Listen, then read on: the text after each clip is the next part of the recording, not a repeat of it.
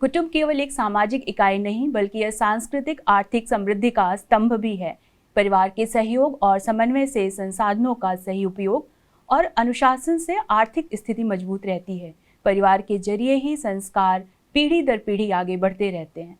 निश्चित तौर पर एक प्रगतिशील, समृद्ध और सृजनशील समाज के निर्माण में परिवार की भूमिका अहम है। इसी विषय पर विस्तार से चर्चा करने के लिए हमारे बीच आदरणीय श्रीमान रविंद्र जोशी जी हैं। आप अखिल भारतीय कुटुंब प्रबोधन गतिविधि के संयोजक हैं। आपका स्वागत है भाई साहब। नमस्कार। भाई साहब, भारतीय संस्कृति में कुटुंब का क्या विचार है और यह परिवार से भिन्न है क्या? थोड़ा शब्दों का बोल सकते हैं, लेकिन हमारे पूर्वजों ने जैसा वो श्लोक कहा था, वसुधैव कुटुंबकम अयम निजः परो वेति गणना लघुचेतसा उदार चरितानाम तु वसुधैव कुटुंबकम। यानी हमारे पूर्वजों की दृष्टि इतनी विशाल थी कि इस धरती पर रहने वाले सारे ही लोग ये एक ही परिवार के हैं। इस भावना से हमने रहना, ये संस्कृत का था। वो हिंदी में परिवार परिवार चलता है।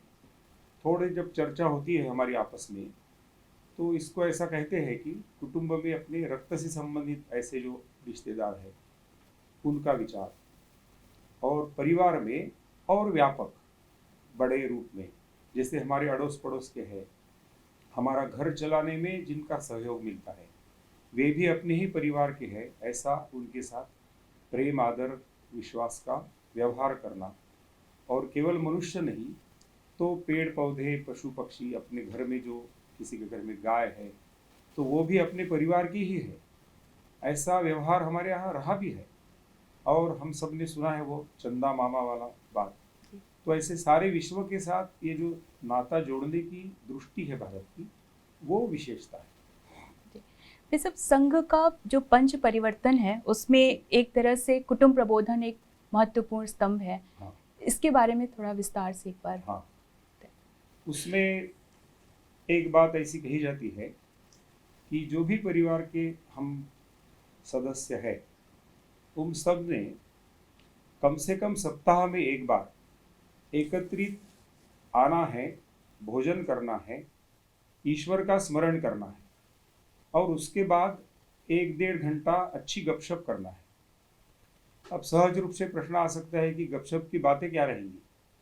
तो एक छोटा सा वाक्य हमने बताया है कि वो जो 8-15 दिन में हम घूम घाम के आते हैं तो क्या अच्छा देखा, सुना, पढ़ा, सीखा, इसके अपने सारे अनुभव साझा करना। अपने परिवार में माँ की ओर से 3-4 पीढ़ियाँ, पिताजी की ओर से 3-4 पीढ़ियाँ, उनकी कुछ विशेषताएं हो सकती है, वो आपस में बताना। तो ऐसा एक घर में वातावरण बनाना, भक्ति, शक्ति, आनंद में अपना घर बनाना, इसकी बातें करते हैं। बदलते हुए वैश्विक परिदृश्य में और वर्तमान परिदृश्य की अगर बात की जाए तो कुटुंब प्रबोधन की आवश्यकता क्यों है आज के समय में? हाँ, हम सबको पता है कि आज सारे समाज पर ही नहीं तो पूरे विश्व पर एक भोगवाद का प्रभाव दिखाई देता है। उपभोक्तावाद कहते हैं उसको, या थोड़ी उच्छृंखलता है। तो भारत की विशेषता यानी भारत की एक जीवन दृष्टि है, जीवन मूल्य है और उसके आधार पर जीवन व्यवहार है। तो उसमें थोड़ा क्षरण आ रहा है, उसके सामने समस्याएं निर्माण हुई है ये बाहर के वातावरण के कारण। इसलिए इस बात की ओर ध्यान आकर्षित करना, फिर इसलिए हम बात करते हैं कि 6 शब्द है, भजन, भोजन, भाषा, भूषा, भवन और भ्रमण। ये 6 बातें हम अपने भारतीय दृष्टिकोण से जीवन व्यवहार करते हैं या बाहर का कुछ प्रभाव हमारे ऊपर हुआ वैसा व्यवहार करते हैं। ये बार बार देखना, तो ये करने से अपने कुटुंब में एक अच्छा वातावरण रहता है। कहते एक प्रगतिशील, समृद्ध और सृजनशील समाज के निर्माण के लिए परिवार की भूमिका अहम है, लेकिन आज के इस परिदृश्य में जिस तरह से संवादहीनता खत्म हो रही है, इसको किस तरह से आप देखते हैं? बराबर, बहुत अच्छा प्रश्न पूछा आपने। मूल समस्या वही निर्माण हुई है कि हमको एक अलग अलग, ये जो इंडिविजुअलिज्म आ गया, व्यक्तिवाद, करियरिज्म आ गया, उसका प्रभाव बहुत अधिक है और इसलिए ये परिवार बिखर रहे हैं। तो सहज रूप से परिवार में एक साथ बैठना यही उसका उत्तर है। और हमारे भारतीय संस्कृति की जो विशेषता है कि सभी कामों का अधिष्ठान अपना अध्यात्म है, ईश्वर है।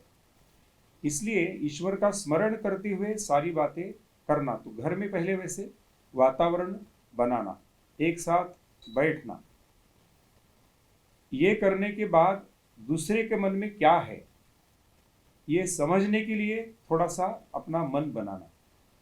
तो आजकल मोबाइल पर बोलते हैं या बाहर अपनी बातें रहते हैं, घर में भी आने के बाद सब गैजेट्स से जुड़े रहते हैं। तो उसके स्थान पर जब हम बैठेंगे तो ये मोबाइल और टीवी बाजू में रखना। एक बहुत अच्छी संकल्पना विकसित हुई है कि मोबाइल पार्किंग, हमको स्कूटर पार्किंग मालूम है, कार पार्किंग मालूम है। तो हमारी एक गोवा में बहन है आयुर्वेदिक वैद्या, ऐसे ही लोग बैठे थे, बड़ी समस्या थी उनको, आपस में संवाद नहीं, बात नहीं करते। तो उन्होंने तुरंत बताया कि इसका उत्तर है मोबाइल पार्किंग। तो घर में और सामूहिक रूप से भी जब हम इकट्ठा आते हैं तो अभी ये आदत विकसित हो रही है कि मोबाइल को थोड़ा अलग से रख दें और बात करने के लिए बैठना। तो उसके माध्यम से ये एक संवाद के लिए अनुकूलता निर्माण होती है। मैं सब उदाहरण देके समझा सकते हैं क्या कि किस तरह से पारिवारिक समस्याएं, उनका निवारण कुटुंब प्रबोधन के द्वारा हल किया जा सकता है? हाँ, ऐसे कई उदाहरण हैं जहाँ पर अभी मैं हिमाचल से आ रहा हूँ। एक हमारे डॉक्टर राधेश श्याम करके हैं, तो उनके पिताजी की मृत्यु हो गई। 2 छोटे भाई हैं। एक बड़ा अलग दृश्य ऐसा देखने को मिला। इनका विवाह हो चुका था, तो दोनों ने तय किया कि पहले अपने दोनों छोटे भाइयों की ओर हम ध्यान देंगे। अभी पिताजी नहीं है, माँ पढ़ी लिखी नहीं है। तो मैं जब उस घर में गया तो इनका बच्चा 6 महीने का है और इनसे छोटा भाई जो है उसका बेटा 1.5 साल का है। इन दोनों के बीच वाला जो भाई है उसका बेटा 4.5 वर्ष का है। तो ये समझदारी, उनको ये सारे ऐसे जो विचार है, मेरे को परिवार को लेकर चलना है, थोड़ा सा मुझे समर्पण करना है, त्याग करना है। तो पत्नी का भी सहयोग मिला और आज वो एक ही भवन में 3 फ्लैट्स में रहते हैं, लेकिन बड़े मिलजुल कर रहते हैं। तो ये परिवार में इस प्रकार की यदि समझदारी आती है, छोटा छोटा हम एक साथ बैठना, भोजन करना, अच्छे कुछ स्तोत्र बोलना। अपने यहाँ जैसा एक वाक्य है, रघुकुल रीत सदा चली आई। सबको पता है मेरे कुल की भी क्या रीत हो सकती है, इसके प्रति हम थोड़ी जागरूकता लाने का प्रयास करते हैं। तो उसके माध्यम से सहज रूप से आपस में बातचीत बढ़ती है। पीढ़ी दर पीढ़ी परंपरागत रूप से ये जो हमारी भारतीय शैली आती जा रही है, इसमें कुटुंब प्रबोधन किस तरह से अपने आप को प्रभावशाली बना सकता है? हाँ, कुटुंब प्रबोधन का विषय ऐसा है कि केवल यानी संघ के स्वयंसेवक ही ये काम कर रहे हैं ऐसा नहीं है। अपने भारतवर्ष में सर्वप्रथम ये स्वामीनारायण संप्रदाय के जो प्रमुख स्वामी थे, उन्होंने इस विषय को 1975 में प्रारंभ किया। फिर आज हम देखते हैं कि गायत्री परिवार है, चिन्मय मिशन है, गीता परिवार है और कई संत सत्पुरुष, माता अमृतानंदमयी है। ये सभी लोग इस बात को कर रहे हैं। परंपराओं को हमारे भारत में सहजता से एक पीढ़ी से दूसरी पीढ़ी को ले जाना, ये बहुत सहजता से होता है। मैं महाराष्ट्र से हूँ, नागपुर से हूँ, तो वहाँ का एक उदाहरण देता हूँ। एक बहुत बड़े व्यापारी है, चितड़े मिठाई वाले, पूना में रहते हैं। उनके चौथी पीढ़ी को मैं मिला। तो उनकी जो पहले पीढ़ी के जिन्होंने ये सारा व्यवसाय विकसित किया, उनका नाम था भास्कर करके। उनको जब अपनी जिम्मेदारी दूसरी पीढ़ी को देना थी, तब उन्होंने बताया विशेष रूप से दूध की मिठाई ये सारा बेचना ऐसा उनका व्यवसाय है।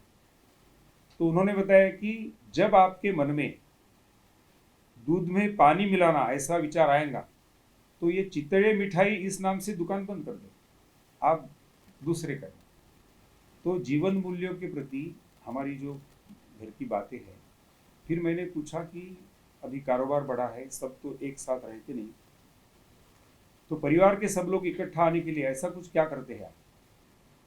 तो उन्होंने बताया कि हमारा दूध का व्यवसाय था, इसलिए कोजागिरी के पर्व पर, हाँ इधर हिंदी में क्या कोजागिरी शब्द चलता है, वो विजयादशमी के बाद जो पूर्णिमा आती है, हाँ, उस समय हम सारे परिवार के 100-125 लोग इकट्ठा आते हैं। फिर हम व्यवसाय में हैं, इसमें दिवाली का जो लक्ष्मी पूजन का पर्व है, उस समय हम सब लोग इकट्ठा आते हैं। और पूना में जब उन्होंने व्यवसाय शुरू किया तो श्रावण महीने में शुरू किया, उस समय सत्यनारायण की पूजा करते हैं, उस समय सारा परिवार एकत्रित आता है।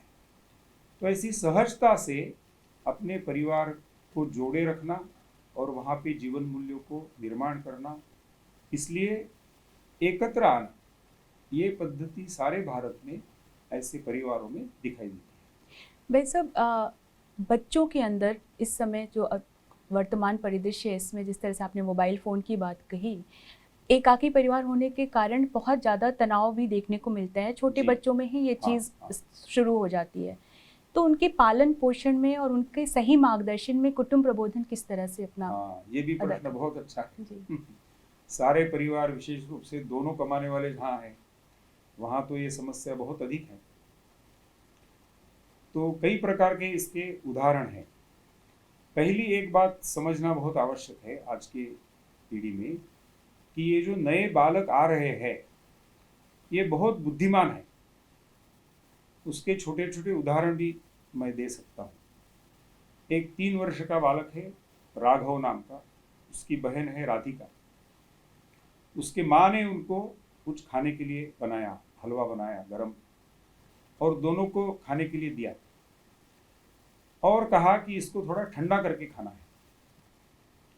तो राधिका ने तो अपनी पुरानी जो पद्धति है, चम्मच से ये करना, फू करना या पंखा लगाना, ऐसा कुछ उपाय शुरू किए।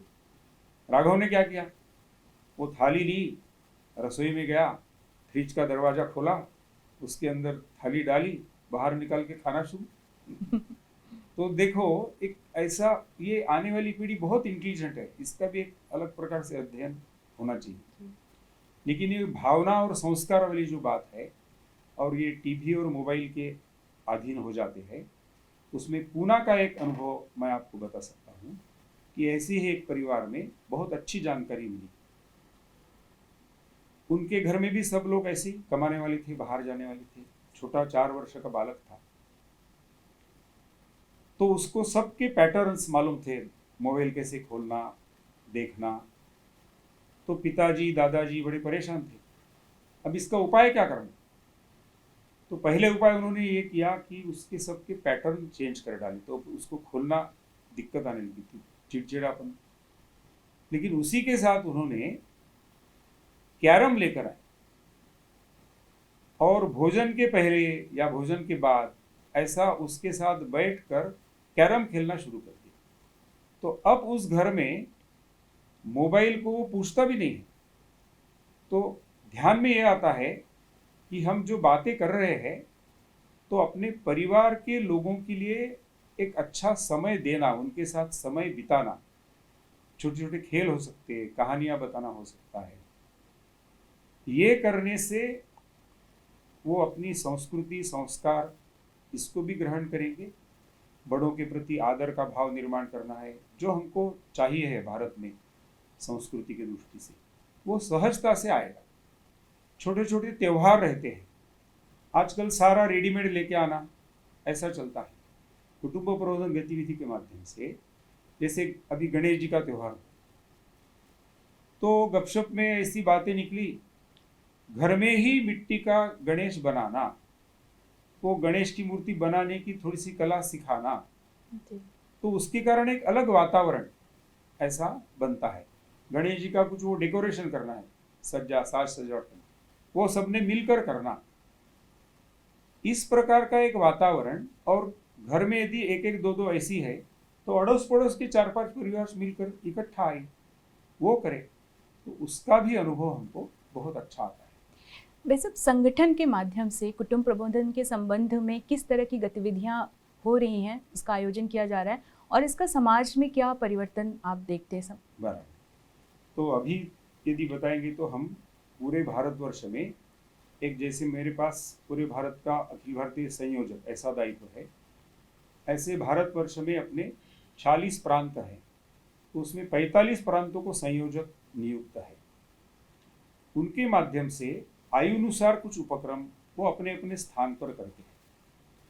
लेकिन अखिल भारतीय स्तर पर हमने 2 उपक्रमों को सोचा है। एक है 14 अगस्त से 29 अगस्त, यानी हमारा देश स्वाधीन हुआ 15 को, तो हमारे भारत का यदि इतिहास देखेंगे तो बार बार इस राष्ट्र पर आक्रमण हुए, राज्य गया फिर से आया, ऐसे कई बार हुआ है 1000-1500 वर्ष में, लेकिन देश का विभाजन नहीं हुआ था।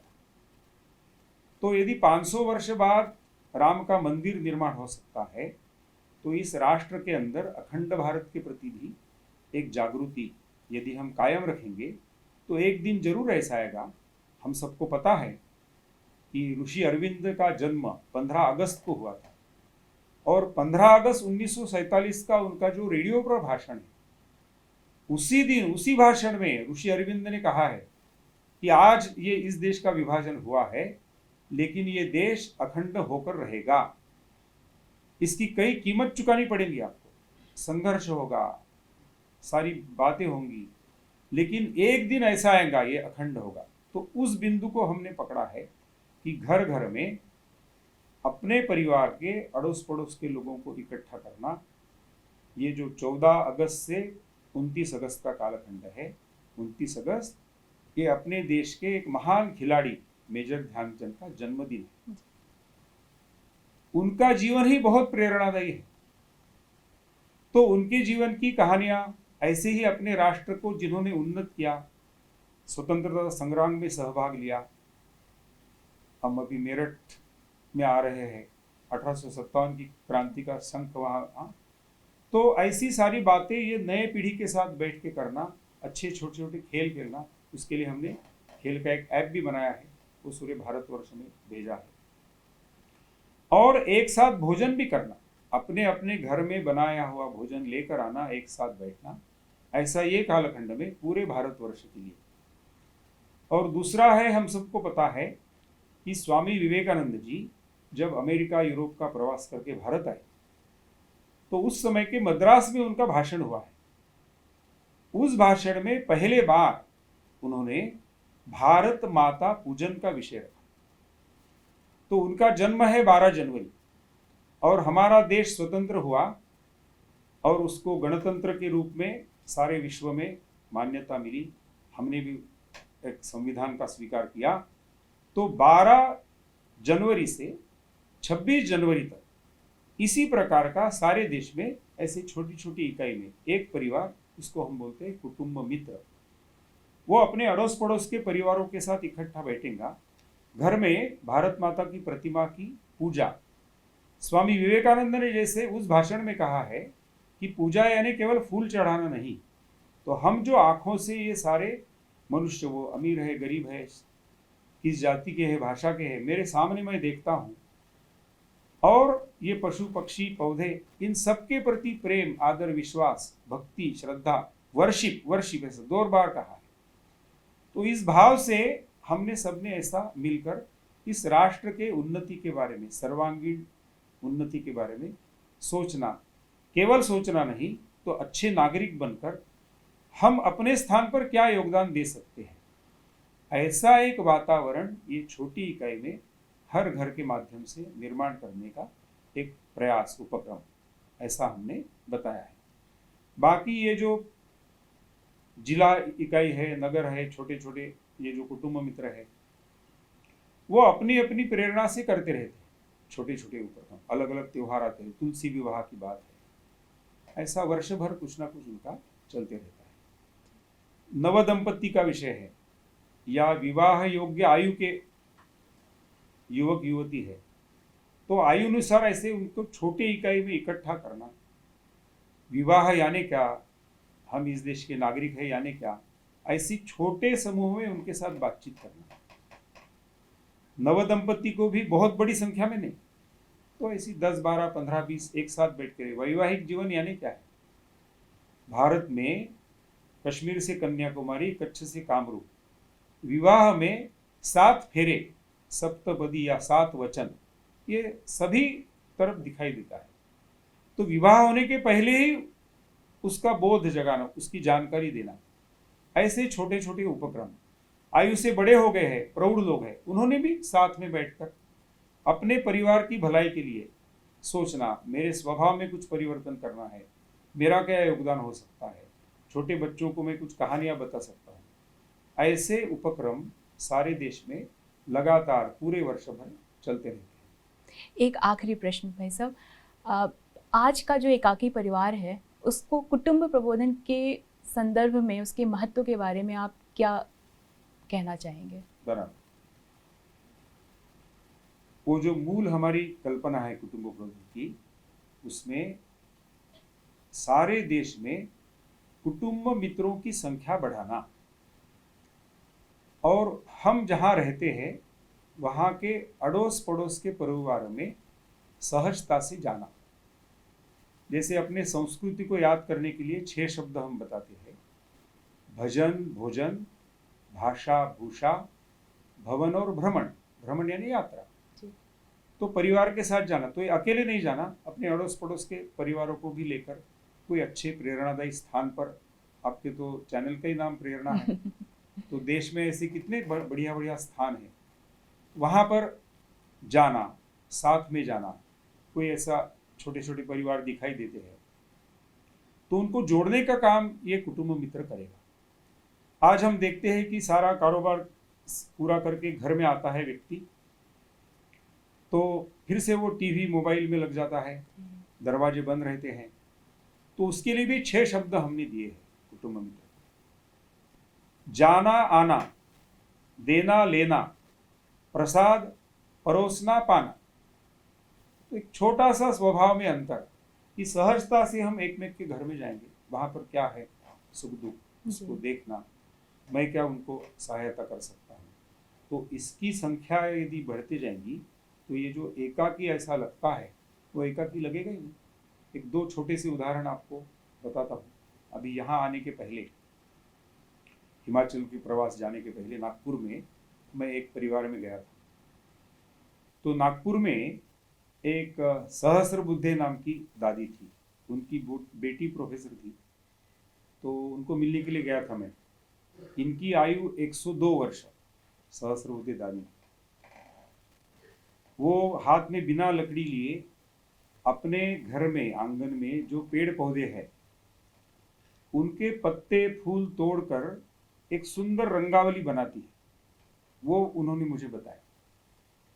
फिर घर में जब हम गपशप के लिए और बैठे, बाकी बातचीत हुई, तो निकलते समय एक छोटा सा धागे का फूल उन्होंने बनाया था ऊन का, वो मुझे भेंट दिया और टोकनी में ऐसे 15-20 फूल रखे थे।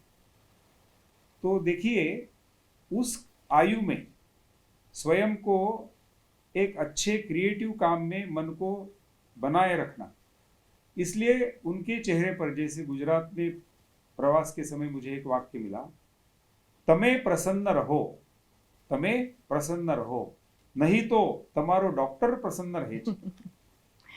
तो ये दादी को ना डॉक्टर के पास जाने की जरूरत पड़ती है, इतना उत्तम स्वास्थ्य 102 की आयु में वो रखती है।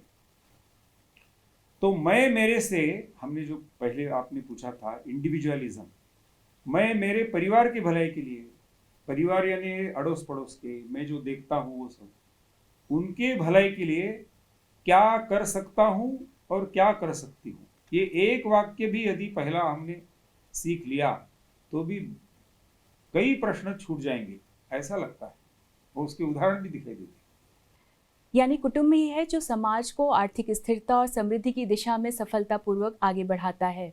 परिवार के आपसी प्रेम सहयोग से न केवल व्यक्तिगत उन्नति होती है बल्कि समाज और राष्ट्र संस्कारों और संस्कृति के साथ आर्थिक प्रगति भी करता है। बहुत बहुत धन्यवाद भाई साहब।